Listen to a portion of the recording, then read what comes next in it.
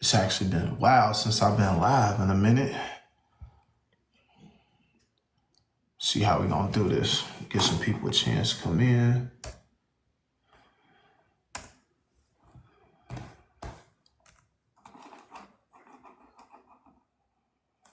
See if I can share.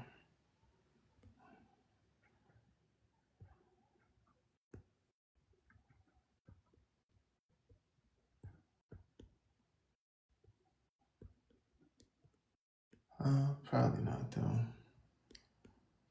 See who I can share with.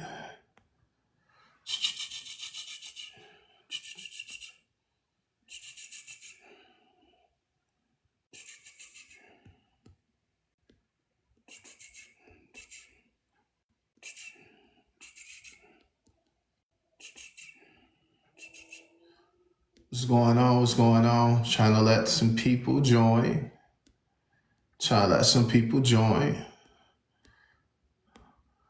Yeah, so trying to see if I can get some people to join, but yeah, we're gonna be talking about credit, how to fix it. If your credit score is a 4, 5, or 6, you know what I'm saying? This is actually a great place for you to be. If your credit score is a 4, 5, or 6. I've been excited about this, so I've been on my own journey, and I'm like, man, I really want to be able to help some other people. Actually, what's going on, Tree? What's going on? So yeah, I've been wanting to try and help some people, like, just kind of get that credit up, because when I start to understand about credit, that's like the foundational piece of everything. You know what I'm saying? You just want to learn. That's what I'm talking about. You know what I'm saying? When I talk about credit, when we talk about credit, people don't understand the importance of credit. You know what I'm saying? Sometimes we just don't understand the importance of it. It's the foundational piece of everything. Literally, it's like, if you want to get you a new car, it's going to be your credit. You know what I'm saying? If you want to get you a new house, it's going to be your credit. If you want to try and turn around and start a business, it's going to be your credit. You know what I'm saying? Even on the business side, your business have credit. But, when you're starting off your business and trying to get into entrepreneurship, the hardest thing to move forward in entrepreneurship is always going to be the capital. And sometimes people get in business and their business is not old enough and they haven't made the amount of money that they need to make, or it doesn't have any tax returns, and it isn't old enough. It isn't 2 years old yet. So the business would still need funding. So now if your business is not, if your personal credit is not right, your business can't even get funded, because if you have to get access to the capital before the 2 years, you're going to have the personal guarantee, and that's your personal credit. You know what I'm saying? And so for me, I've been on this journey where I've actually just built my credit score from 423. My credit used to be a 423. And now I built it from 423. Now we're in the 700s, where my highest score right now is a 727. And that's my highest experience score. My TransUnion score has been, I got it up to 716, 717.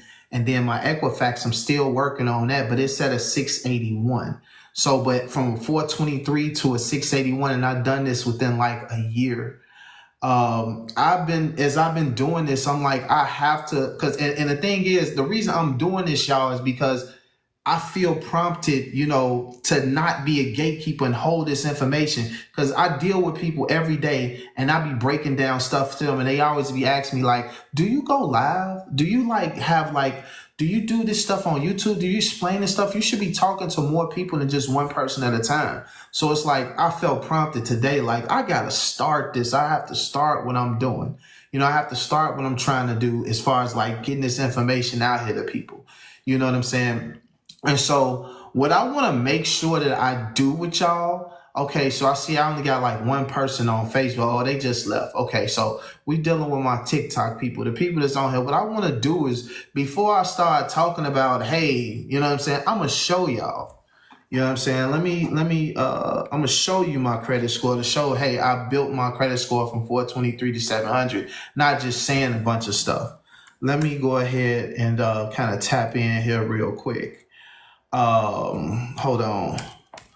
So I'm gonna go ahead and I'm going to sign into my Experian account, which is going to basically break down everything.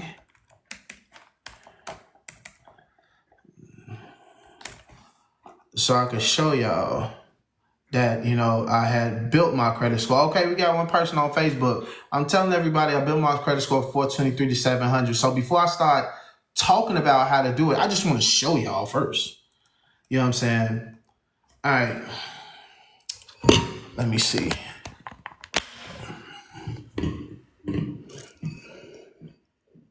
All right, so this is my Experian. Let me see. I got to change the camera. Okay. You got to turn the camera around. Okay, so this is my Experian. See, it said keep my membership. And I'm going to teach y'all too. Y'all, they tell y'all, go look at, they be telling y'all, okay, we got 2 on Facebook. Let me see if I could hold both of them and show both of y'all at the same time. A lot of people, they be telling y'all, hey, go to annualcreditreport.com and get your credit report. You can create an account on Experian just like straight up like that.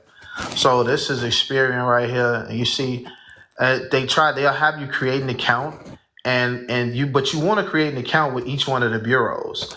But so what I do is I did that. I keep my current membership, and then as everything pops up.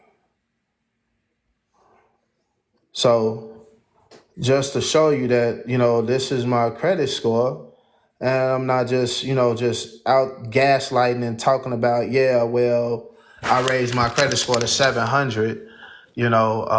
This is, and you see, this is as of April 17th. And so my thing is, I've been able to do this, and this is my Experian score. Let me see if I could.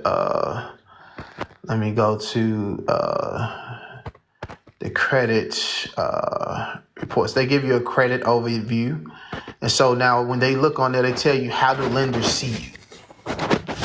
So they say lenders see me as reliable, and here's why.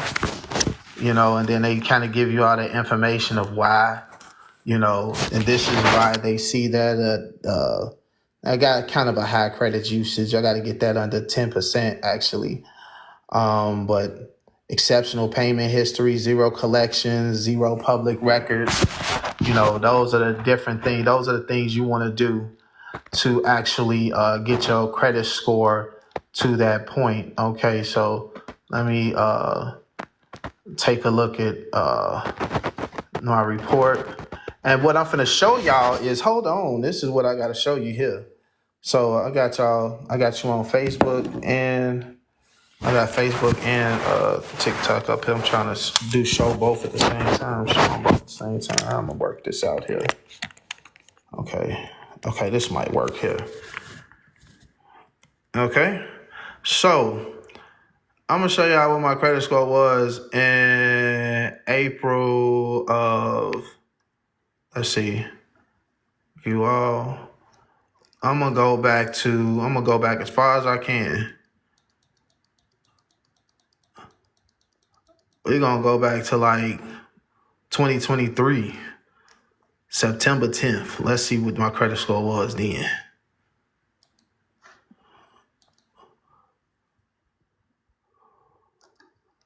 $578. Look at, they say poor. Let's see how far back I can go.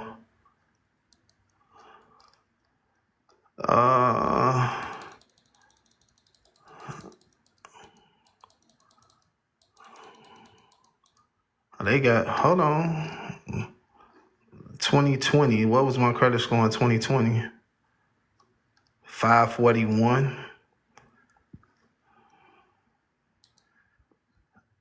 So it was 423 though, y'all.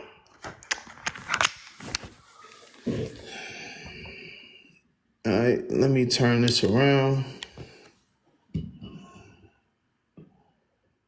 Yeah, but that was my credit score. It was a 423. Now it's a 727. Let me see. Let me turn it around. All right. So what I wanted to do, is kind of explain like how I got to that point of from a 423 to a 727. So first and foremost, what I actually did was first and foremost, the first thing I had to work on was like the personal information. I didn't realize how important it was for your personal information to be reporting properly on your credit report, right? So, I used to go on there and I would have like my job. I would have like, they would have 2 different names, 3 different names.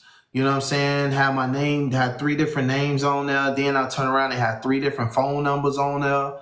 What's going on, everybody? Welcome in, welcome in. They would have 3 different phone numbers, 3 different names, and then they would have 7 different addresses. And then they would have like 4 different jobs that I used to work on my credit report. That personal information on your credit report, if it's not like solid, that actually brings your score down a little bit. And then on top of that, that's how you'll end up getting inaccurate information on your credit report, because sometimes people have more than, have a common name. Like my name is Dennis Reynolds. So it's kind of a common name a little bit, you know what I'm saying? So because the name is kind of common and the credit and it's not reporting, I don't have the right information on there, then somebody's else's report could pop up on my credit report and that could be dragging my score down. And if I don't know that, and then I don't even know to check it or understand it, then, you know what I'm saying, that's going to start dragging your score down. So what you want to do is attack your personal information on your credit report. That's got to be like the first thing, like whatever's on your ID, whatever's on your identification card, like whatever is on your ID, that's what should be reporting on your credit report, your personal information. And honestly, me personally, I got rid of all my jobs. I got rid of all old addresses that weren't tied to account. So one thing you got to know is that if you have an address that's an old address, but it's tied to an actual account, it's going to be a little harder to get that address off. So you have to get rid of that account to get the address off.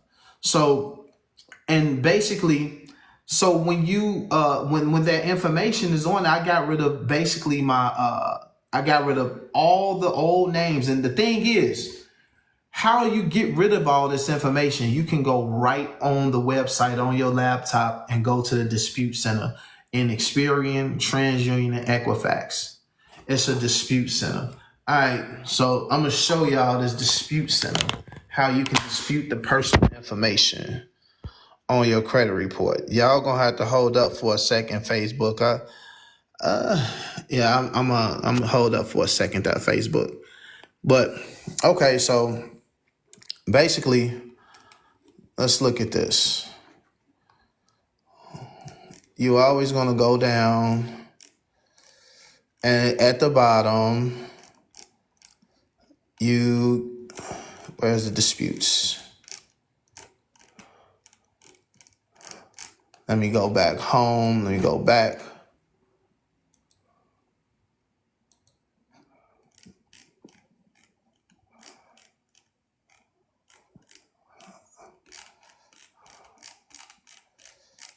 See, I be on my phone a lot doing this. Credit reports. Now, where's the disputes? Let me go on here.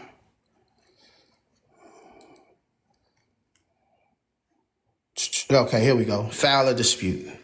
So, all right. So what y'all want to do is you want to go to the dispute center right here where it say file a dispute. Now, this is on Equifax. You can do it on TransUnion and Experian, but you want to make sure that you create you an account. Like right here, I'm on Equifax. I'm on TransUnion. Go to Equifax and create you an account. Go to TransUnion. create you an account. You go to TransUnion and create you a free account. Don't get sucked into them payment, that paid account. Create you an account. So in this way, you can look at your credit report every day for free. Now, they won't probably, all of them not going to show you the score. Experian will show you your score. Equifax will show you your score. TransUnion won't show you your score, but you can look at your report and see what's on there. So now with your personal information, now if you have a problem with your personal information, you want to go here and file a dispute. Now, when you file a dispute, it say disputing personal information. You can do personal information right here. So you want to dispute your personal information. So whatever your personal information is, you know what I'm saying? You want to dispute all that. I don't know why they got these different names on here, but I think I disputed all this stuff already. And see, sometimes they be having 3 names on there. You know what I'm saying? They be having 3 names on there. And then sometimes they have like old addresses on there. Like this address right here is like old. This is an old address. You know what I'm saying? But that address is tied to an account. So I haven't been able to get rid of that one. But this is where you dispute your personal information at. So and this is the easiest part. So if you see something on there, but I done disputed all my stuff. So I can't really just do an actual dispute. I disputed everything I need to dispute. But say like I want to dispute my phone number. Select what would you like to dispute.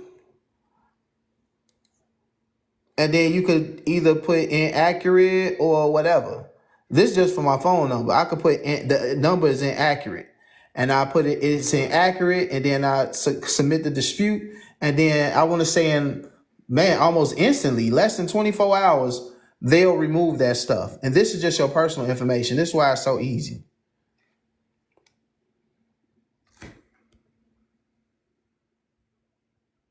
Yeah. Yeah. So, okay, Black. So, okay, cool. Hold on real quick. Let me turn this camera around so I can talk with you, chat with you for a minute.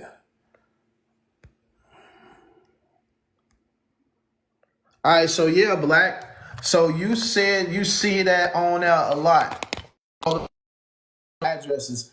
That's when you need to dispute it. If you got, because you can even dispute it from your phone, but I like to do everything basically from what's going on, Veronica? I like to do everything basically like from the computer, like the laptop. It's just saying I just like doing it that way. I'm gonna show y'all too as well. So what I was showing everybody else is basically like, this is how you want to dispute your personal information on here. When you're trying to fix your credit, the first thing you want to fix is your personal information. You want to fix your personal information. I'm also show y'all as well, like this is my score now. I built it to this point, but let's see if I could find another date, because I was showing them like what it used to be. And I'm going back to like 2023. Let's see. I just pick a date in 2022. Just a random day. That was back then in 2022. It was a 560. You know what I'm saying? And this is like when I was just still trying to figure it out, trying to learn it. But some things that start falling off my credit that start moving it up to the 500s. Let me see. So yeah, so that's when it was 560 then, as you see the date, July 31st, 2022. And then today, this is where we at now. You know what I'm saying? So now, like I said, the first thing I started with the personal information. Hold on. This is what I try and tell people first. The first thing you want to start disputing on your credit report is the personal information. As soon as you get on there, you create an account with Experian. When you create the account with Experian, get the free account. When you create the free account, then you'll be able to log in and see your credit report every single day. This is your credit report. You'll see your credit score. And this is the most important score right here, because this is your FICO 8 score. The FICO 8 score is the scoring module that most lenders and everyone that extends you a line of credit, they look at this first. They're going to look at this part first. They're going to look at your FICO 8 score because that's the scoring module that everybody kind of in the lending community, they lean on.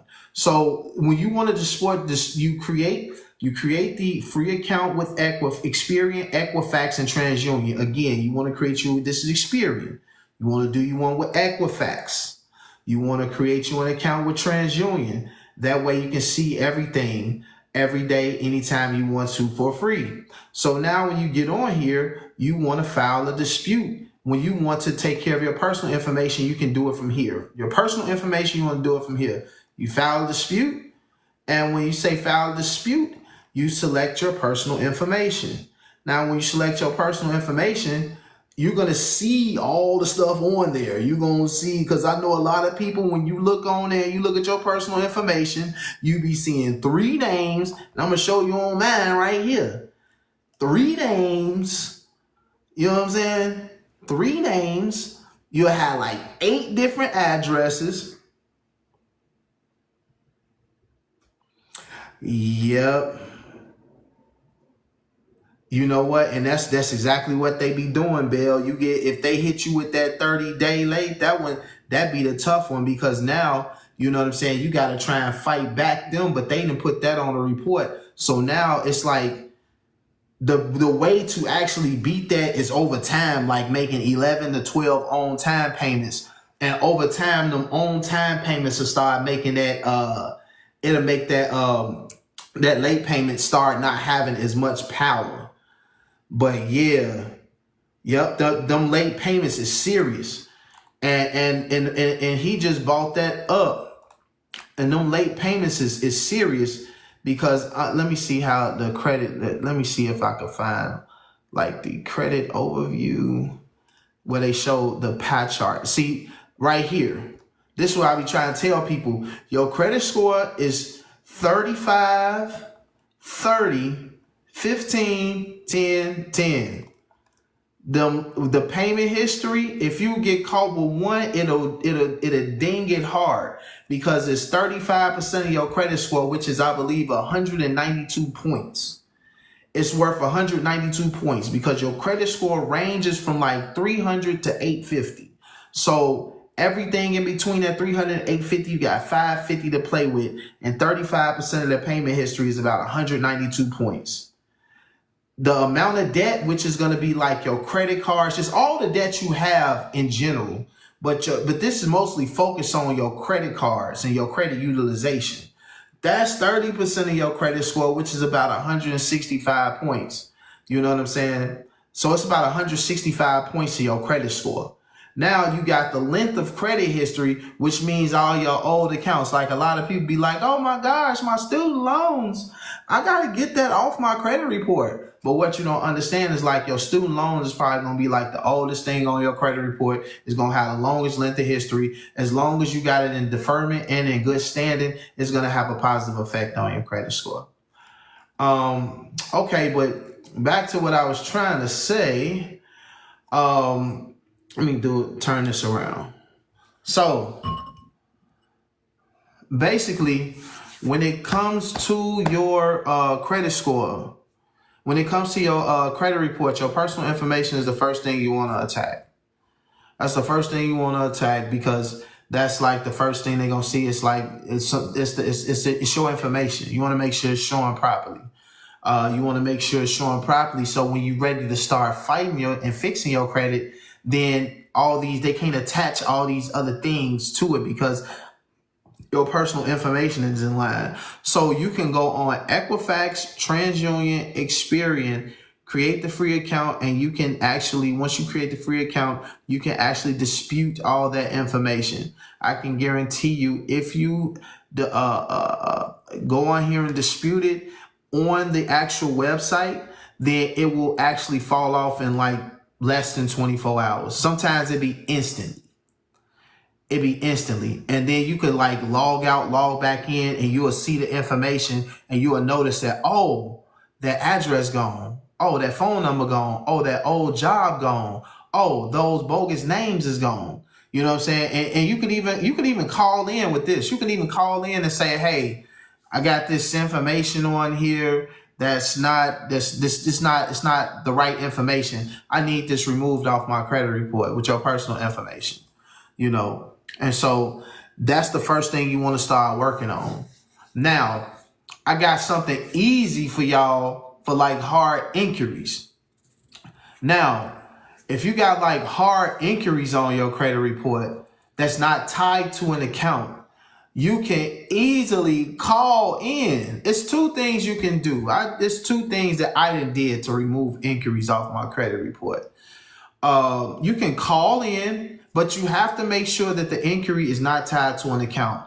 So let's say you filed for a credit card, you got denied, and they ran a hard inquiry. When you get denied and they run that hard inquiry is not tied to an account. You know what I'm saying? So since it's not tied to an account, you turn around and you can call them and be like, hey, I have an unrecognized inquiry on my credit report, and I didn't authorize this. I need this to be removed off my credit report. And they will, and what they're going to do, they're going to look at it and see that it's not tied to an account, and they'll kind of look at it as fraud. So they're going to see this not tied to an account, but it's reporting, and they'll remove it right then and there. So that's what you can do with Experian, Equifax, and TransUnion over the phone. Now, if you don't want to do it over the phone, now some of y'all got like 100 inquiries. You know what I'm saying? So some of y'all got like, some people got like 15, 20, you know what I'm saying? You got about 20 inquiries. So now if you got like 20 inquiries on your credit report that is not tied to any account, now, if you don't want to call in, you can go through the Federal Trade Commission.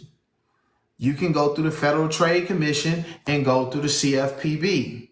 So if you're seeing all this on there, and this is like, if you don't want to call in, but if you call in and they turn around and they don't want to remove the inquiry, then we go past them. And sometimes you can just go right past them anyway. You know what I'm saying? So you want to go to the Federal Trade Commission, and you want to go to the Federal Trade Commission and fill out your identity theft report. You want to fill out an identity fraud report because you basically have inquiries on your credit report that are not tied to an account, and you don't have any knowledge of why it's there. It doesn't matter if you apply for credit and get denied. You know what I'm saying? And then here's the funny part. Say like you did get approved for some credit. You got approved for a line of credit, right? So you get approved for that line of credit. Most of the time, the credit won't, your line of credit won't hit your credit report to 30 to 45 days after. You know what I'm saying? So if it reports 30 to 45 days after, you can actually, the day after you actually like get the line of credit, you can call them and be like, hey, I have an unrecognized inquiry on my credit report. Can you please remove it? Why? Because the inquiry hits the credit report like the next day after it's deemed, but the account that you got approved for, it's not going to show on your credit report for 45 days. So basically, it looks like it's a random inquiry on your credit report, and you can have that removed, but you still will have your credit card. But then this puts you in position because you don't have any more inquiries. You got that removed. You can go and apply for more credit and don't have to worry about the hard inquiry. And guess what? When they ding the credit, when they ding your credit report, it'll go down 3 points. And then when you get it removed, they go back up 3 points. Each inquiry is like worth 3 points, down and up. You know what I'm saying? If you get it removed, it go up 3 points. If you inquire an inquiry, your credit score is going to drop 3 points. So for each one that's on there, it's dropping 3 points. So for y'all that got like 15 inquiries, your credit score could go up 45 points that quick. I don't know who in here, but is that a little value? What you think about that? I know you're probably looking at your credit report now. You can look at your credit report now and see a bunch of inquiries. Your inquiry is going to be at the bottom of your credit report. Let me see something. Hey, brother. You in Arlington now. Hey, bro, we going to have to set up. You know you got to call my phone, brother. You got to call my phone. Now you're 30 minutes away from me. You got to call my phone, and you got to come by the house. If you don't mind driving. I still drive to you, though. It don't make me none.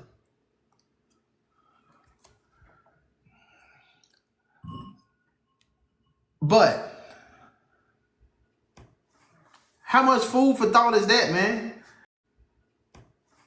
How much food for thought is that, man? You could literally make your credit score go up. It depends on how many inquiries you got on there. But the thing is, with the inquiries, let's not get it twisted. With the inquiries, they have to not be tied to an account. They can't be tied to an account. You can't have an inquiry for an account that's actually on your credit report and then try and get it removed like that. No, that's going to have to sit there for 2 years. That's going to have to sit there for 2 years. That inquiry going to have to sit there for 2 years. Welcome in, welcome in, welcome in, y'all. We talking about credit. We talking about how you want to fix it. And right now we talking about hard inquiries on your credit report. We talking about the personal information and we talking about the hard inquiries on your credit report. Hey, put in the chats who got hard inquiries. Who got some hard inquiries on their credit report that's not tied to anything right now? Put a 1 in the chat. If you got something on, if you got a hard inquiry on your credit report that ain't tied to no account. You didn't apply for something and got denied, but that inquiry's still sitting there.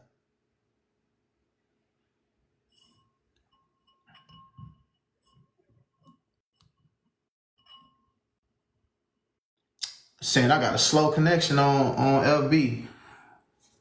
Anyway, we still talking about them hard inquiries that's on your credit report. So, again, if the inquiries are not tied to an account on your credit report, the inquiry can be easily removed. You can call about the inquiry. If you got a lot of them, you might want to take the FTC route. You go ahead and you put that report together. You put that FTC report together. And when you put that FTC report together, on that FTC report, you're going to let them know that, hey, you got all this, you got this stuff on here. You know what I'm saying? At a later date, I will kind of walk you guys on how to actually fill out the FTC report. Not going to do it today. I'm just trying to get introductory now. I'm just trying to get my feet wet and getting this information out here because, you know what I'm saying, I've been sitting dormant too long. But you're going to take the FTC route though. You're going to take the FTC route on the inquiry that you have on your credit report that's not tied to an account. And you'll get them things moved off, and they will remove those things within like 4 days. When you do the FTC route, they'll have them inquiries removed off in like 4 days. If you got like 1 or 2 on your account, you can call in and get those removed right away. With your personal information, you can literally go on the website of Experian, TransUnion, and Equifax, and you can actually remove, you can dispute those.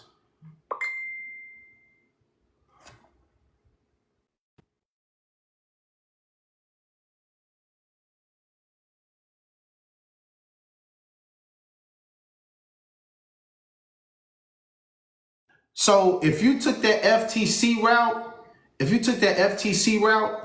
and you did that, it shouldn't take no more than like 4 days. The longest, about 2 weeks. 2 weeks.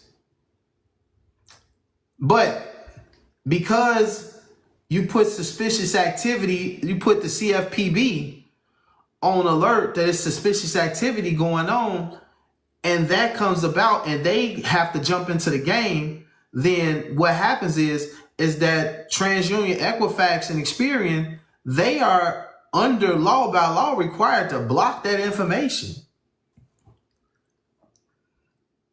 Because sometimes they think they be slick. Like TransUnion, Equifax, Experian be thinking they slick. And so what they'll try and do is they'll be like, oh, this information is verified. But you can't verify fraud. You know what I'm saying? If you're reporting fraud on your credit, they supposed to block it. And they supposed to block it within 4 days. And the code that they have to follow, I believe, is 15 USC 1681C-2.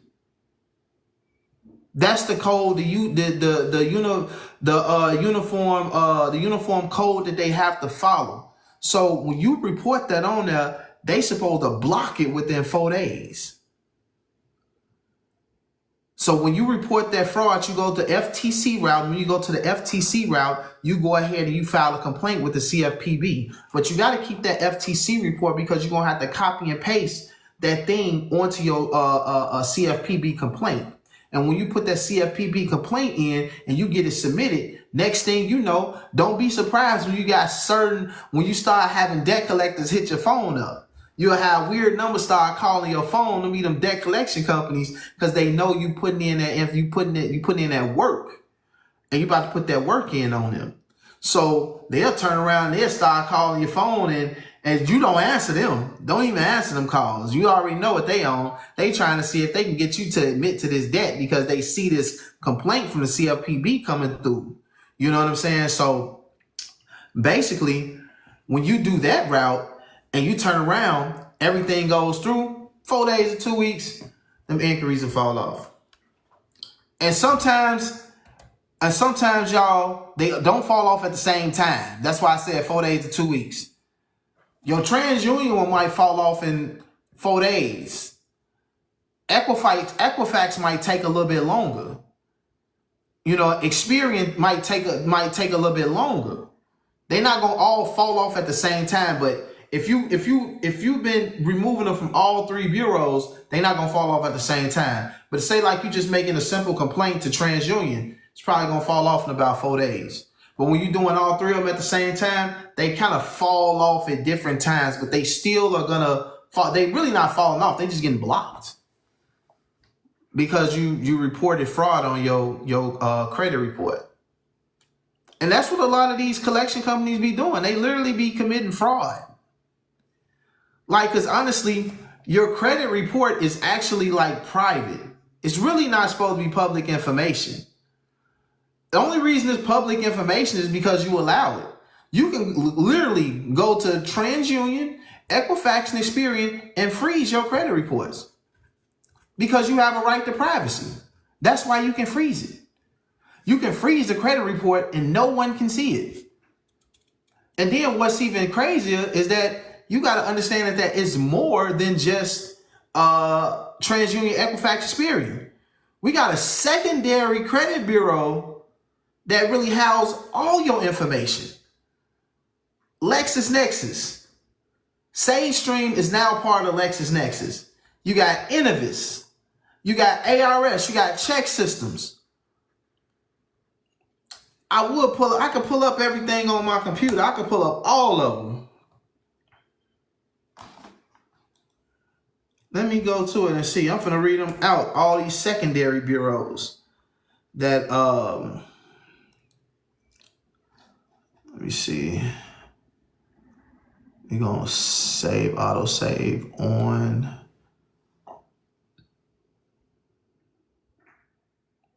Okay.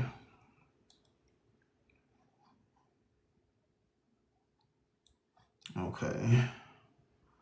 So I don't wanna mess this up here.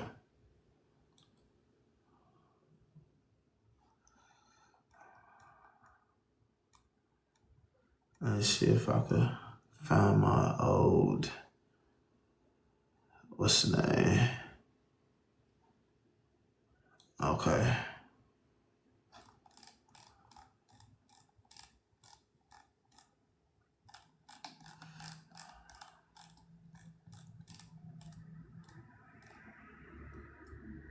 Okay, I think this is Okay, for personal property insurance, you got this company called A Plus Property.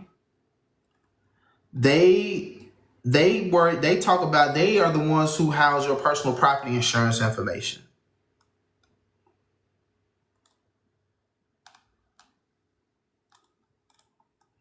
Okay. Okay, so you got, all right, so you got Insurance Information Exchange, you got LexisNexis, and LexisNexis Clue is the comprehensive loss underwriting exchange, and they house your auto and property reports. This is the secondary bureaus outside of everything I'm going to read to y'all is the secondary bureaus outside of Experian, TransUnion, Equifax that house all of your information. All of it. LexisNexis, they do your auto and property reports. You can freeze them. You can freeze your reports with them. And then you have Clarity Services. They collect and provide information on payday loans, installment loans, auto loans, leasing. You can freeze your report with them. You have DataX. They collect and provide consumer payment history on payday installment loans. You can freeze your report with them. You have a company called Factor Trust, a company called Microbuild. You have a company called Teletract. Then you have Innovis. These are all the people that collect your information. You have Innovis. You got LexisNexis Risk Solutions. SageStream, which is owned by LexisNexis. Now for your utilities, you got this, it's called the NCTUE, which is the National Consumer Telecom and Utilities Exchange. So for all your utility bills, these are the people who house your information for that. I'm talking about they got a website. Their website is nctue.com. Their phone number is 866-349-5185. And they are located in Atlanta, Georgia. They got a P.O. box. And you can do a security freeze, which means your personal information. You can freeze your personal information. The Retail Equation. Now, the Retail Equation monitors and reports to merchant retail product return and suspected exchange fraud and abuse. The retail is owned by Apris Inc. For free report, the company will provide a free report if you request it. Let me see what else we got. Now for the employment screening companies. Y'all know about this. Accurate Background, ADP Screening and Selection Services. This are the employment companies. These people house your information on the employment side. Assurance, BackgroundChecks.com, Blend Insights. Blend Insights provide consumer permission, employment, income, and bank asset verification information to lenders. For free report, the company will provide a free report at your request if you have recently applied for credit and your lender uses Blend in their credit decisioning process. Freeze your report. The company will freeze your consumer report if you request it. Certify. And it's another company called CCC Verify. Certify, Checker, Cisiv, DISA Global Solutions, Imp Info Incorporated, Experian Verify, First Advantage Corporation, HireRight. Y'all know about these people.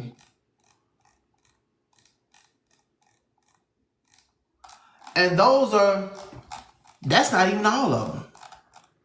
I ain't even getting to the ones who is, deal with your rental information. For like a lot of people that be having a hard time getting an apartment or, finding a place to live with the apartment, you don't even know that the people that house your rental information, you can freeze the report on them. So when these people trying to go and check your rental history, they can't find nothing. I helped this one lady out by giving her the information to go to this company and freeze her rental reports. But I had her freeze everything on that secondary level. Everything on that second tier level of credit bureaus. Had her freeze everything. And once she froze everything and she went to go apply for an apartment, she turned around and she was able to get an apartment because when they went looking, they couldn't find nothing. So because they couldn't find nothing or verify any bad information on her, let me see.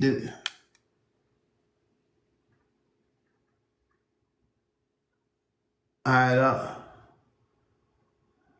let me sit this camera down here like this so I can see these comments. But yeah, they couldn't. I had her freeze all those secondary reports, right? So when they froze the secondary reports, the secondary credit bureau reports, froze all those reports. When she went and filed for when she went and apply for an apartment, she was able to get the apartment because they were able to not find anything because they couldn't see anything. And see, that's the same thing that we don't know that what the credit bureaus do. What the credit bureaus do, when you write a letter to them and you ask them, hey, I have this account on here, this collection company. I want to get rid of this collection company off my credit report. I need validation that I need validation about this company that they even own this debt, right? So what the TransUnion, Experian, Equifax, what they do, they don't know nothing. They turn around and they use like automated systems. They got this Oscar system that they use to kind of like verify everything, and they really not doing a real investigation. So what they do is they go to the secondary bureaus and they go and get and talk to them and go verify and not validate the information. So they turn around when they go to them, they go to validate the information. They go to verify, the information and not validate it. And so they turn around and come back to you talking about, oh, the information is verified. And the only thing they did was when they looked on them secondary bureaus and got the information that they holding. So when you go to the secondary bureaus and you freeze all that information, they have nowhere to look. They have nowhere to look. So guess what? If they can't verify, they have to remove. You know what I'm saying? And so that's how you start it. But then when they turn around and verify, you just keep on building a paper trail with them. You build a paper trail with them. You know what I'm saying? And as you building that paper trail, that's your proof you're gonna need. Cause then we're gonna play the FTC game. Cause now y'all playing games with me. Cause I recognize I have an unrecognizable account being reported by a third party company that I know nothing about. And honestly, it could be the account that it could be the account that you owe, but basically most of the time when the original creditor, they sell the debt. When they sell the debt and they sell it to the debt collection company and you don't get like a 1099 or nothing like that, oh, the game already been tainted right there. Because they done took around, because most of the time, if they don't charge off the account and they sell the debt, they turned around and they done set up here, sold the debt, but they wrote it off on their taxes. They wrote it off on their taxes as a loss of income. And now when they write it off as a loss of income, the original creditor sold the debt to the debt collection company. Now here come the debt collection company talking about you owe them some money. It's like, no, I don't. And furthermore, you're a third party company. I haven't even given you any permission to make my information public. Why do you have my information and why are you making my information public when this is my credit report is private? I gave you no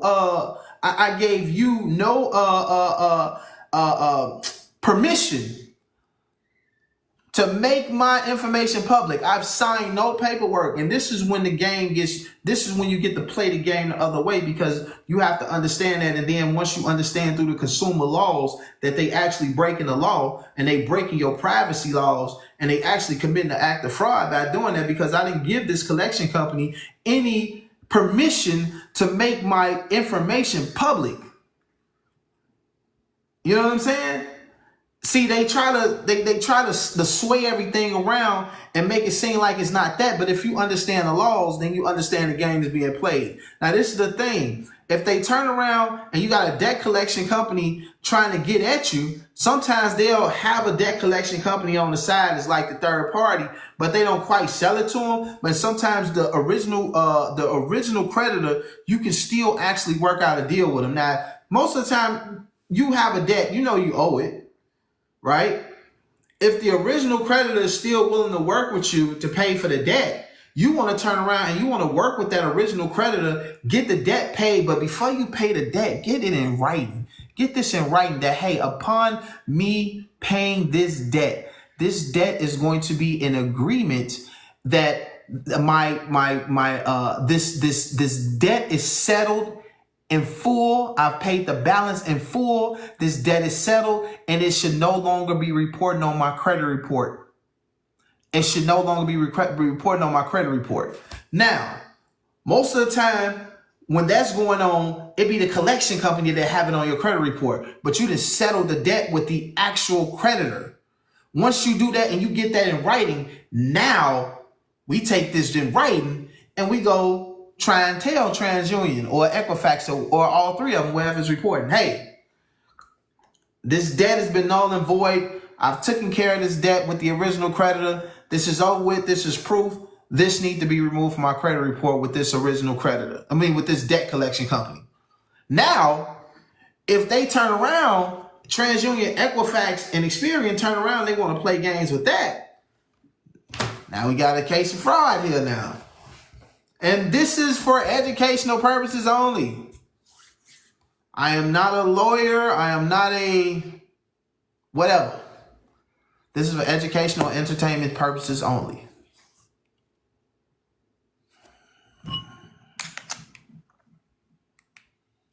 So when you turn around and you do that, now it's up to them, and you put the ball in their court where they have to remove it off the credit report. So, and those are like the collections. The collections, your collections, the collection accounts, your personal information, and your inquiries are going to be probably the three most easiest things you can get removed off your credit report. You know what I'm saying? Charge-offs, they're a little different. You got to do a little bit more wiggling. But the collections, pretty much, you can pretty much get those things off like with no problem. Again, I'll go back through it and I'll kind of talk about it for those just came in. Talking about your personal information. When you look at your credit report, your personal information is the first thing that needs to be fixed properly. You should only have one name. You should only have one address, and that be the address that is on your identification card right now. You should, if you want to include your phone number, you can, but you don't even need your phone number on there. You don't need your job on there. If you got your jobs reporting on your credit report, wipe them off. You know what I'm saying? You just want your name and your address on there. And then once you start scrolling down your report, then you should start seeing, your positive accounts, your negative accounts or whatever. You know what I'm saying? So I know most of the time on your TransUnion report, when you look at that, they show you the adverse accounts on your credit report first. And then they'll start showing you all the positive accounts and then show you the increase, and then when it comes to your personal information, that's how you want it. And if you have anything other than that on there, you can create you an account. You can create you a free account with Experian. You can create you a free account with TransUnion. You can create you a free account with Equifax. Create you a free account. Do it on a laptop. Not your phone. Do it on a laptop or a desktop. Create you a free account. It will allow you to see your credit report 20 times a day. I know a lot of people say annualcreditreport.com. If you want to get your credit report, you can still get your credit report off of TransUnion. You can get it off Equifax. You can get it off Experian. If you go on Experian, Experian will show you your credit score. Equifax will show you your credit score. TransUnion, not so much. They'll try and make you buy your credit score. You know what I'm saying? But honestly, you can probably see your credit score through your bank, and you need to figure out which bank pull from who. So if you got a bank that pull from TransUnion, they'll show you your TransUnion credit score through your bank. You just got to kind of request it. If your bank pull from Equifax, they'll show you that one. If your bank pull from Experian, they'll show you your Experian credit score. Now, at the same time, if you want to see all three, you can actually do something like get you a credit monitoring service like Identity IQ or Identity IQ, Smart Credit, and I think it's two more of them out there. And you can get you set up an account with those for like $1. You can set up an account for $1, and as you set up the account for $1, you turn around and they will give you like a trial. It'll be a free trial for like 2 weeks, probably 7 days or 2 weeks. You set up the free trial with the credit monitoring service, Identity IQ, Smart Credit. You turn around and you set it up for $1. And once you get it set up, you put your information in, they'll be able to show you all three credit scores and all three reports side by side. So you can literally like see side by side how everything is reporting to everyone. You know what I'm saying? Because it'll be a little bit more difficult by trying to do all three, you know what I'm saying? Trying to do all three. So you ain't gonna be able to do all three side by side. If you're trying to do get the accounts with TransUnion, Equifax, and Experian and create the free accounts with them, you'll need 3 different devices. And you'll have to put them 3 different devices side by side. But if you do it with Smart Credit or Identity IQ, you'll be able to see everything side by side on one screen. And so when you actually try to get help fixing your credit, that's like the best way to go, because a person like myself, if I'm helping you fix your credit, that would be the easiest way for me to see how everything is reporting on your credit report. You know what I'm saying? So again, that's the personal information. Now, when it comes to your inquiries, you know what I'm saying? So the inquiries, again, they pretty much easy. They're going to be at the bottom of the credit report. And if you see a hard inquiry on the credit report that's not tied to an account, you want to call and let them know, hey, I got an inquiry that is unrecognized. I didn't authorize this inquiry. Can I please have it removed off my credit report? Then they might ask you, did you file a complaint with the FTC?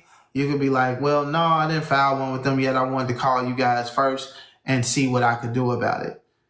And they probably be like, yeah, well, we're going to go ahead and take care of this. We'll notate the account. There's some suspicious activity on the account, and they'll notate the account and they'll remove it off the account, the inquiry. You know what I'm saying? They'll remove it off. And that's how you do that over the phone. But then they'll say, go file a complaint with the FTC. But if you got a lot of them, you need to do some paperwork. What's going on, y'all?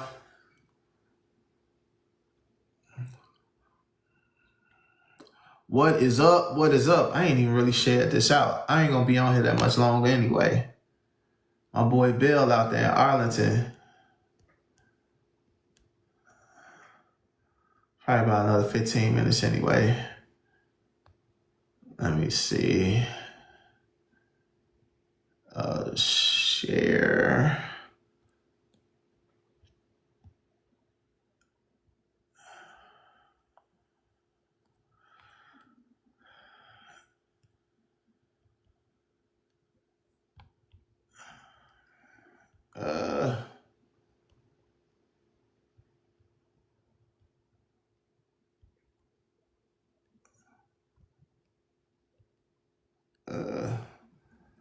So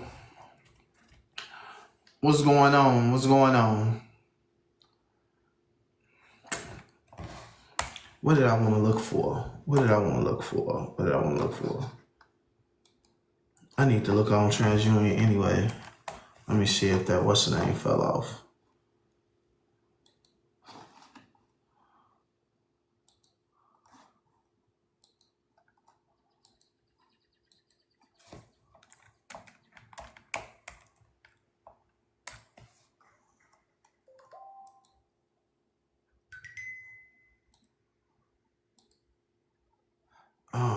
forgot. Oh, I forgot again.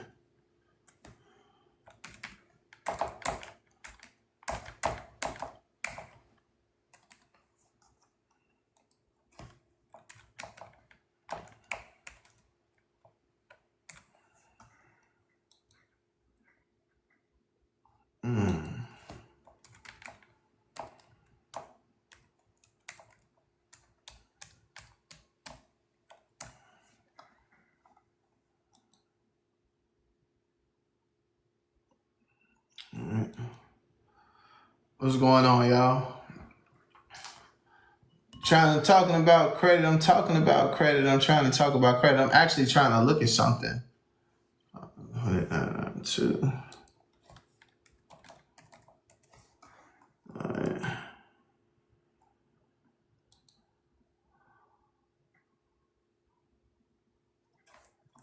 All right. Let me see what's this saying. I'm finna say here. All right. Gotta look at this report.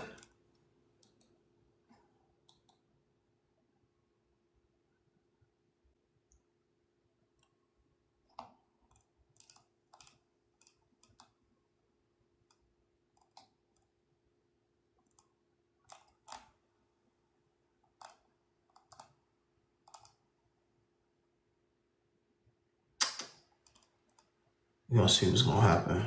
We'll give y'all a couple more days.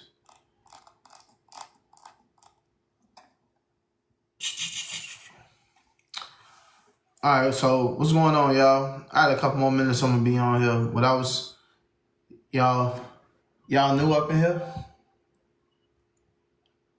Y'all new up in here? What's going on? Joanne, Sharona, Star. I don't know who in here. What's going on, y'all? I'm gonna hold this one because I've been seeing people kind of saying stuff and I ain't been. You been in here for a while?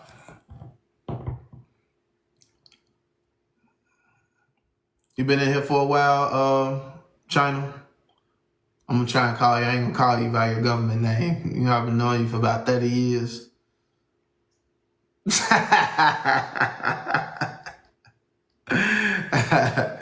Yeah, I ain't gonna call you. I ain't gonna call you government name no more. You're right. You know, look, every time I see you, I just think about when we was like 14 and 15. So you been in here for? You just came in?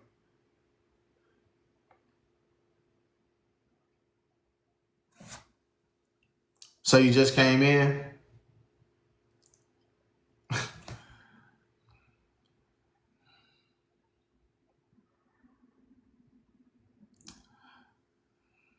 Now I was trying to figure out if you just came in. Cause I'm like, you just came in. I talk about what I've been talking about for a second, cause I just been want to start getting information out there. You know, I've been able to get my little situation going up. Like I've been, been watching. I've been building my credit up. Like, my credit used to be like a 423.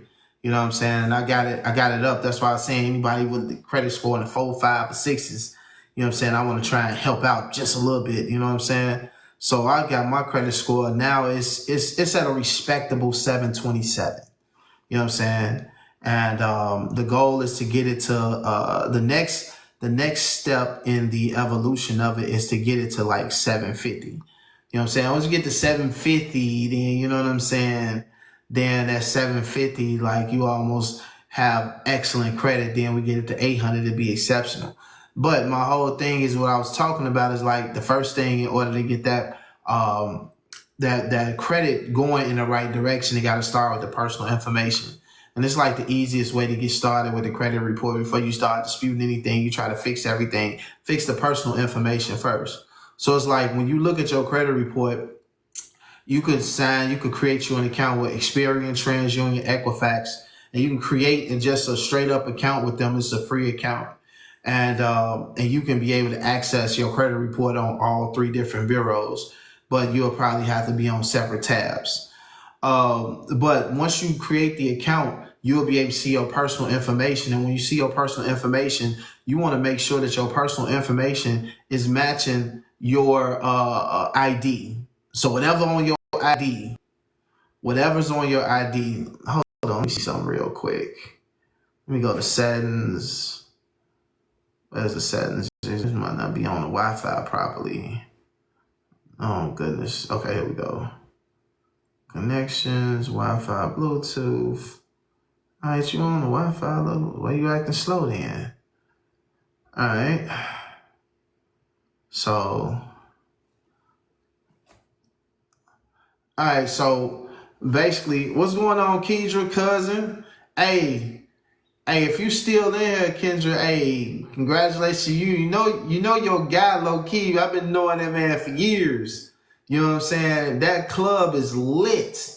And when I come to Chicago, I'm gonna make sure that I come to the spot because it looked like it's lit. I mean, it don't look like it. I can tell it is lit.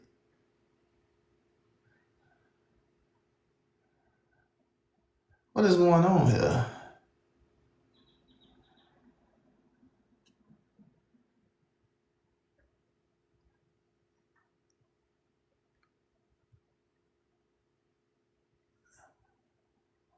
Oh, this thing is tripping.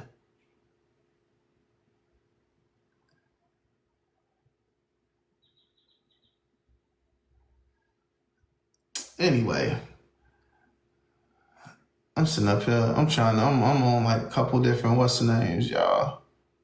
All right. All right, thank you. I don't know what y'all are doing here. But yeah. But okay, so what I was saying was that yeah, but I'm gonna come visit that. I'm gonna come Club Revel. REVEL. That's lit, y'all. My boy and Kedra Sanders, if she's still in here, that's her guy, and they doing some major things. I'm gonna make sure I go visit the spot. It's like a combination of a club. They also got comedy. They have comedy shows in there. You know, it's a bar, all that. It's out there in LaGrange. So yeah, but anyway, you can create the free accounts with Experian, TransUnion, Equifax. When you get on there and you see your personal information, if you go on there and you got about 3 or 4 different names, you know what I'm saying? You got 3 or 4 different addresses, you got 3 or 4 different phone numbers, and they got damn near every job you ever worked in your life. You want to start disputing all that stuff right there. You can literally go to file a dispute, because once you see it, especially like on Experian, all of them have a dispute section. So what you want to do is you want to go to where you can file a dispute, and you click on all these things that you want removed off of your credit report, and you can file a dispute like right there, and the stuff should get wiped off like right away. If not right away, it can get off and dispute. It can be removed off in 1 day. If that doesn't work, you can call them and have them remove that. You know what I'm saying? You don't even have to like go through like. You say you've been told you had a mortgage, and that mortgage, it ain't yours. It ain't in your name. It's, and you haven't had a mortgage, and they told you had one. Oh, that's gonna be that's grounds to get that thing removed.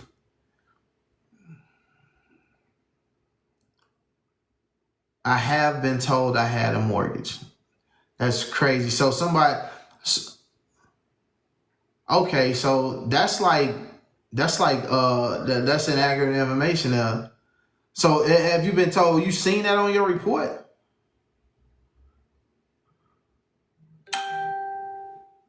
What's going on, y'all? I got TikTok over here too, y'all. I got TikTok, and I got y'all on Facebook. Y'all a little more active over here on Facebook. You seen that on your credit report, or you just been told that?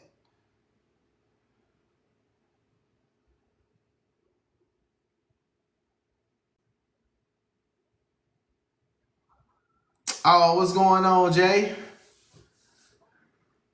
What's going on, Jay? What's the word, man? I got about another 10 minutes on here, man. I gotta go pick my kids up in a second. Trying to talk a little bit about credit, man. Just talking a little bit about credit, man.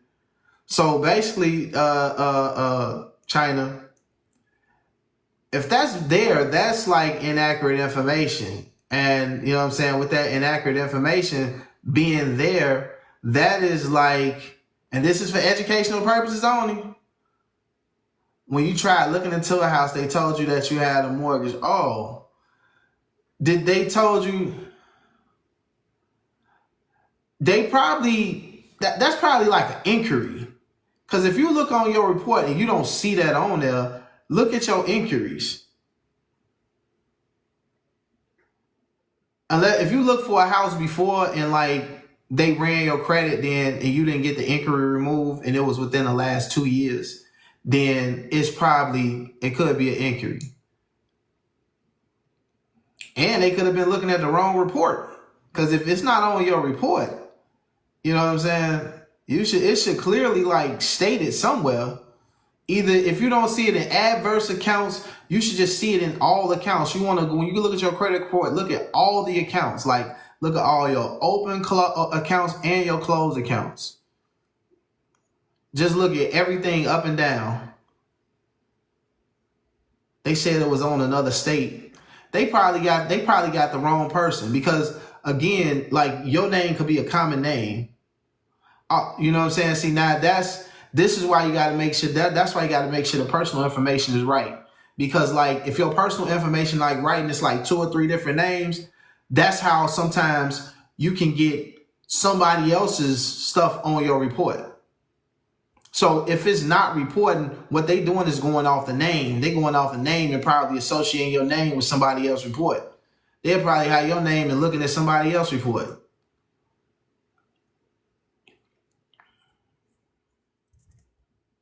Because if they don't see it on your report, but you giving them all your information, I don't understand like how they can come up with that. If you giving them all your correct information, plus I know they running your social. A parent student loan? Is a student loan, is it like in deferment?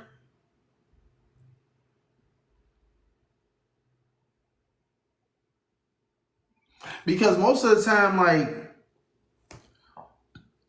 student loans can affect your credit positively. I don't be so quick to like throw away student loans. If you can get the student loan in deferment and in good standing, and you had it on there for a long time, that's part of your history. It's not in deferment. Well, you should try and get it in deferment first and get it in good standing.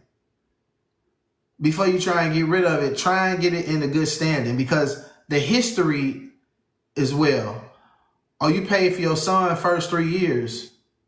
Now, see, I ain't never heard of a parent student loan.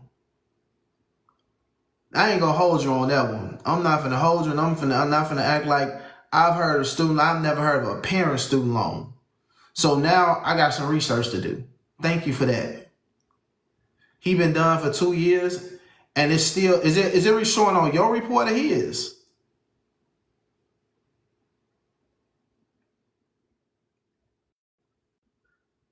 Okay, so if it's in good standing, you want to make sure it's in good standing. If it's in good standing, take your time and pay that little $15 a month or whatever they telling you to just pay that little, and then get it in good standing and get it to the point where you paying the littlest amount you can, because that history gonna be important on your credit report.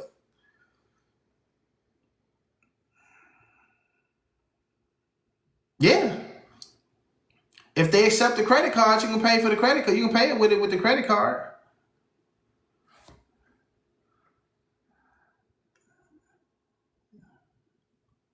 Yeah, now all it is now, like if you pay for it with the credit card, your next thing is that you want to make sure is now you want to watch your credit card.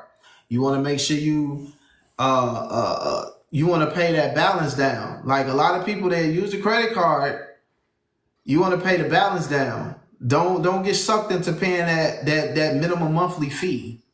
If you get sucked into paying that minimum monthly fee, that's how you get stuck with them interest rates, and that's how you turn around and you be paying on a credit card for like 95 years. So if you use the credit card to pay the credit down, like when it's time to make that minimum payment, if they like, oh, just make the minimum payment of $40, minimum payment of $50, give them $200. And I guarantee you, give them $200, you will see on your credit report they'll be like, on your credit report, it'll show after you pay them the 200.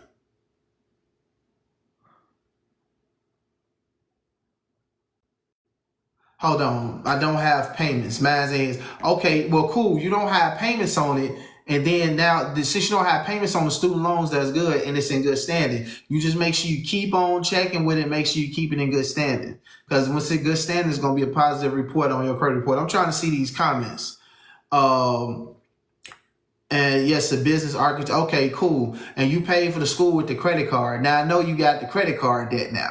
If you pay for the school with the credit card, that means you got the credit card debt. That means you got this balance. That balance, you got to try and pay that balance down. You know what I'm saying? Because now once you pay that balance down, if that balance will hurt your debt to income ratio when you're looking for a house. That's why when you have them credit cards, you want to pay those balances down and get that balance below 20%, below 10% utilization. Because when you start looking for a house and they see them credit card balances and they have balances, they look at those as monthly payments. Because when you're looking for a house, the mortgage lenders, all the mortgage lenders doing is just looking at your payment history and they looking at your utilization. They looking at your total credit, they looking at your payment history, and then they looking at the debt to income ratio. So you're looking at your payment history, they looking at your debt to income ratio, and they looking at your if you got credit cards, they looking at them balances. That's why some people, when they go apply for a house, they be like, man, they say I need to pay my credit card balances down. That's because them balances is now part of the debt. And we talk about debt to income ratio. The balance is a debt. And if that balance is a high balance, the mortgage lenders are looking at this like, this is what you got to pay monthly. You know what I'm saying? So that's why a lot of people, they have good credit and they turn around, they got high credit card balances. They'll get denied like for a house because of that credit card limit, or they won't push the application through until they pay down a credit card debt. So now once you got the credit card debt, instead of paying that $40 a month, pay like $200. And I get, look, it's a lot of things I don't guarantee, but I'm going to guarantee this shit here.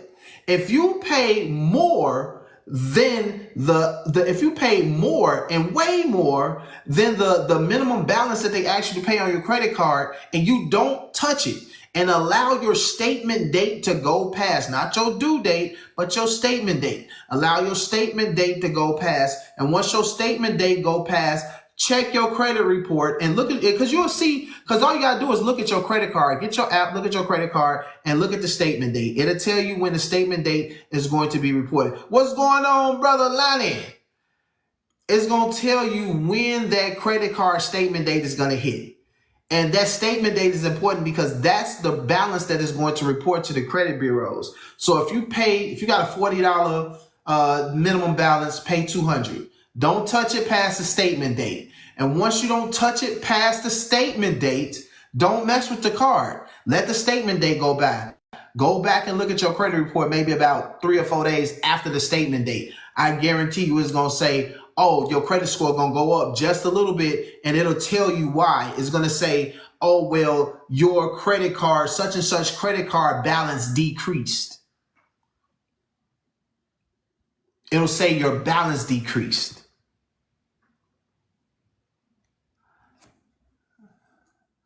What's a good way to build business credit?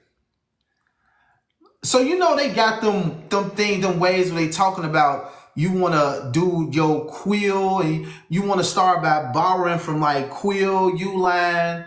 And my fault, y'all. I got my boy over here on TikTok asking about the business credit. So a good way to start is like but you already in business though. Like, you already got tax returns. You can go, you should already have a business bank account. You should already have your LLC, everything. Well, me, you know, I'm a C Corp guy. I like C Corp business structures. I'm sorry about that. I don't like LLCs. I like C Corp business structures. But you should have your LLC probably. You got your business bank account already set up. You already have a business going and making money. And there should be transactions coming in and out of that account. You know what I'm saying? What I would tell you, okay, so basically, this is what I'm talking about. Go to your bank and ask for a line of credit. Go to your bank and ask for a line of credit. You already got business. You already got money coming in and out. And what you sound like, you're trying to build up your business credit because you're trying to get more funding. You're trying to get more money so you can expand. Dude, the business side is just like the personal. See, I get real deep on here. I'm going to be having more talks with y'all because I got to get real deep on here with y'all. You know what I'm saying? People don't understand when you create a business, bro, you create another person.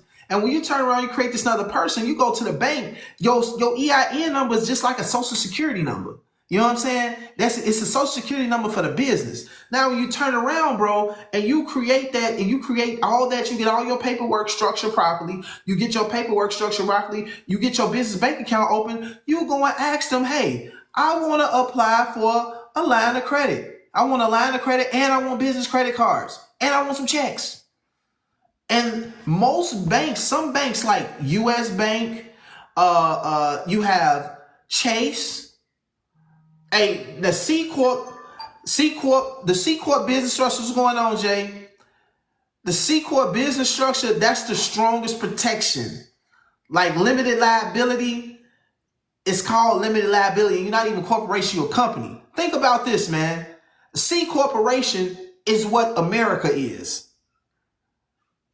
It's called corporate America. It ain't LLC America.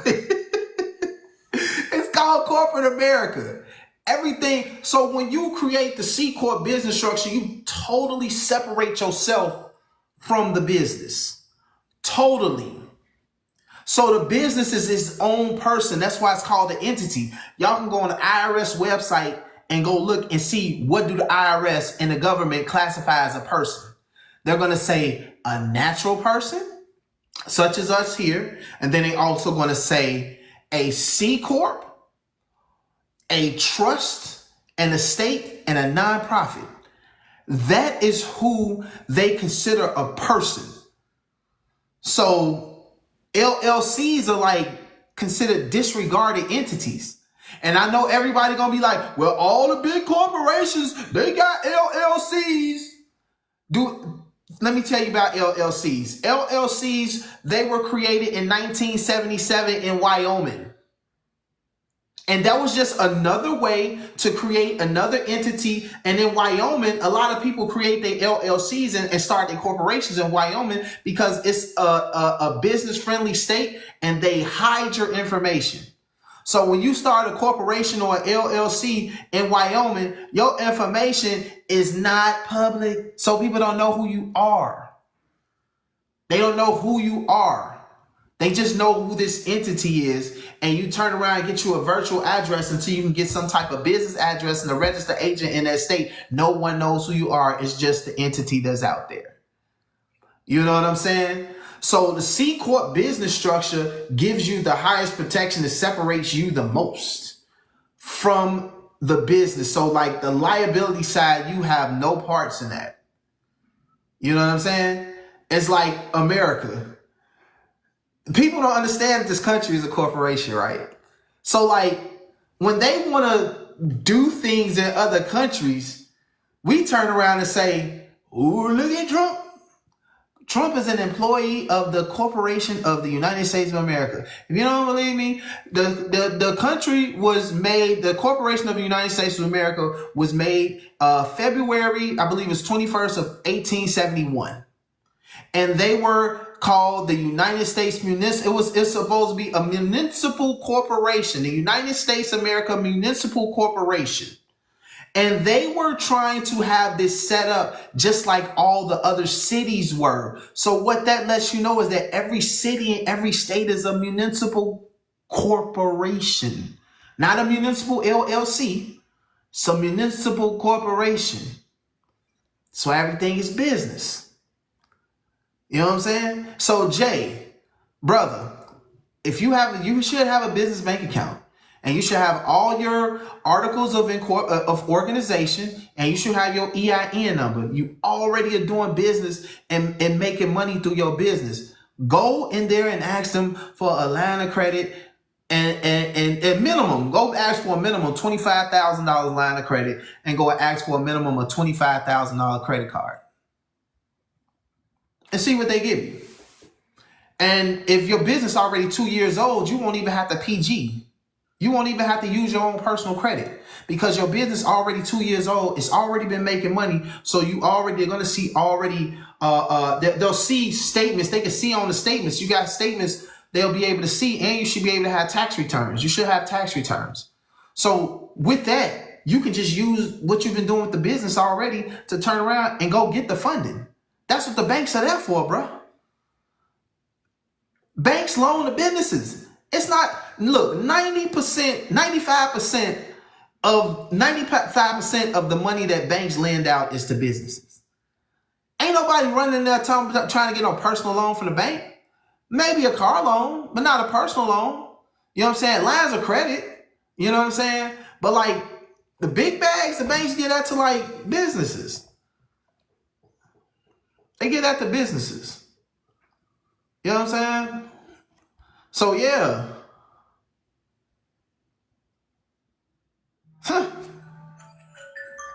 So yeah, that's on the business side.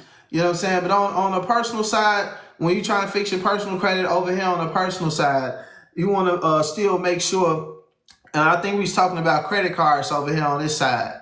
You want to make sure that you're paying more than that minimum balance. You want to make sure you're paying more than that minimum balance. You want to pay double, triple that. And I can guarantee you when you see your next credit report after that statement date is shown, after that statement date passed, you will see the bump in your credit score. And just keep on doing that. You'll have to put a lock on the credit card.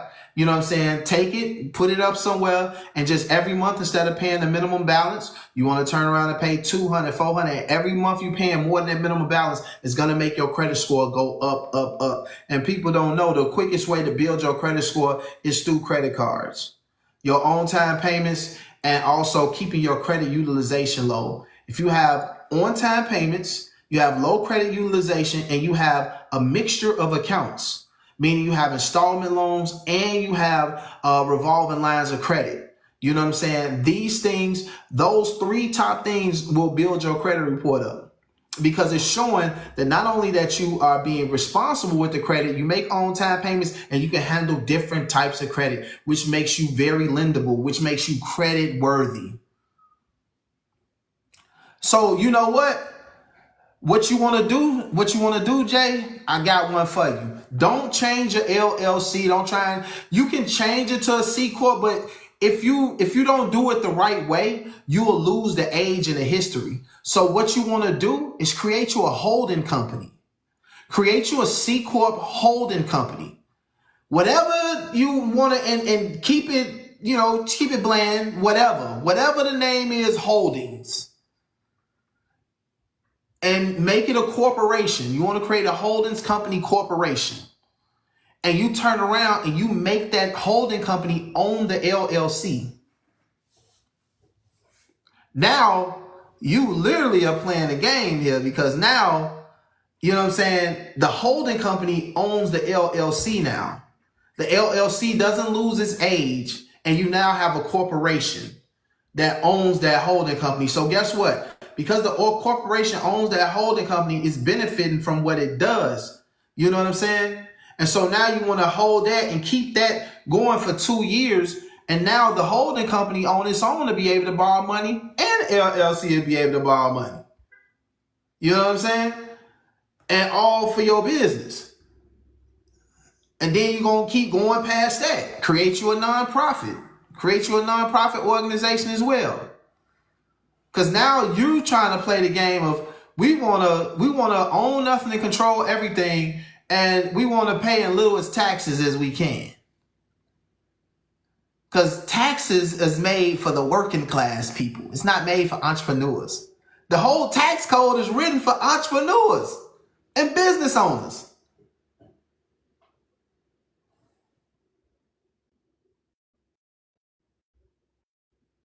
Dude, I ain't even really told this to nobody. I ain't worked a regular job since 2023. And I've been straight. I've been better than straight. I haven't worked a regular job since October of 2023. My last job fired me because my wife was in the hospital. I said I'll never again work for nobody else. Man, I've been working for myself for about the past year and a half. And I've been doing way better. My credit score done jumped up. I bought me a new vehicle. I'm running my business. I'm growing, and I'm moving further. And now God has put me in a position where this information needed. So I'm here to bring value to my people. I'm here to bring value to my people. I know this stuff is valuable.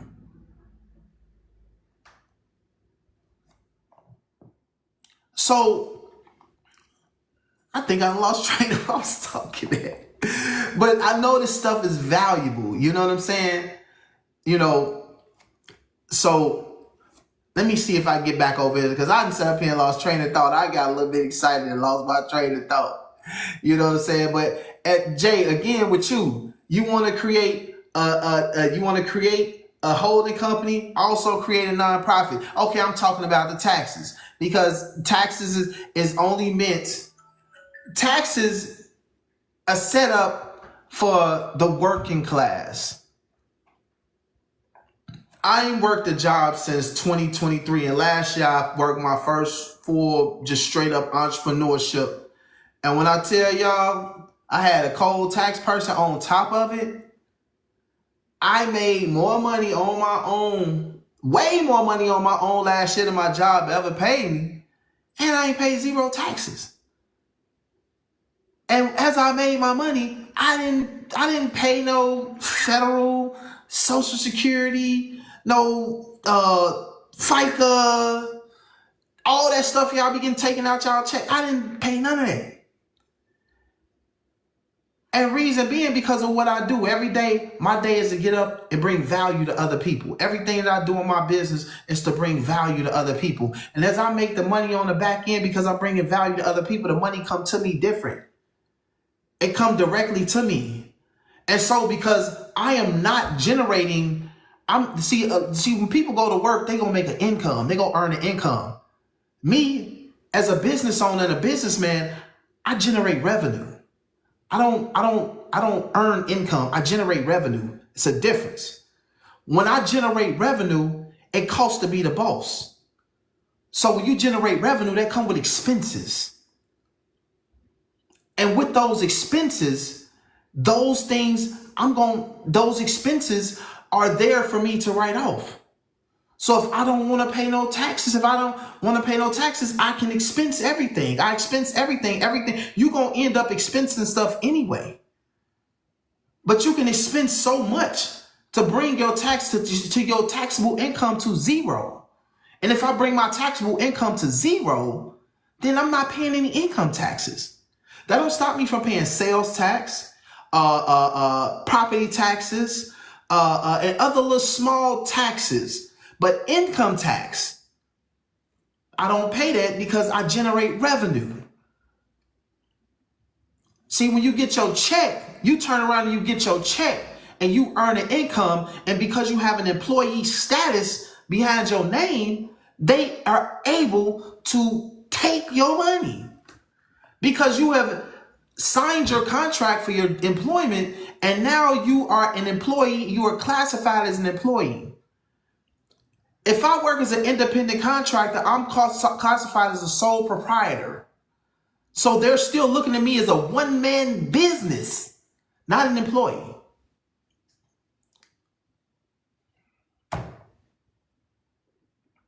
So that's what you're trying to do, Jay. You want to turn around, and the whole point of you want to use what you got to your advantage. Man, go up there and ask them people for that money so you can expand your business. You already making money. You're trying to scale your business. The only way you're gonna scale your business is by borrowing the money. You know what I'm saying? That's like part of like when businesses when I look at my balance sheets, and it's like how did you generate revenue? Part of the revenue I generate was borrow money. You know what I'm saying? It's borrow money. You take that money and you turn around and you already going to invest the money. See, a lot of people messed up when the PPPs hit. They could have really been took off. A lot of people took that money and got that money and went on trips and splurged and everything else. And they literally could have took that borrowed money that was forgiven and started the business and scaled it. And that's why most businesses fail, because they don't have access to capital. And see, that's why I'm coming in. That's why I'm going to come in. You know what I'm saying? Because I'm going to be able to teach people first and foremost how to fix the credit, what we need to do, build a business. Because sometimes for most people, you probably going to have to PG. You know what I'm saying? You probably going to have to, for the first round, you're going to have to PG. You got to do a personal guarantee and use your personal credit and leverage your personal credit to get your business funding. Until your business start growing up and you don't need to use your personal credit no more for funding. But y'all, I got to get out of here. I'll talk to y'all all day. We're going to have this conversation again tomorrow. We'll have this conversation again tomorrow. I want y'all to come on here, whatever questions, and I'm going to be transparent with everybody on here. If I don't know something, I don't know it. But guess what? You're going to give me research to do. You're going to give me more work to do. And then I'm also trying to put myself in a position for what I already know, I want to know more. So I'm positioning myself to actually get mentorship from people that are at a higher tier. So I get the mentorship from them. I come back and bring information back to y'all. You know what I'm saying? So y'all keep in tap with me because I'm kind of passionate and serious about this. You know what I'm saying? Not kind of, I'm passionate and serious about it. So, but all right, y'all, I got to get my kids. I got to eat them by 6 o'clock. All right, y'all, much love. We're going to try this again tomorrow.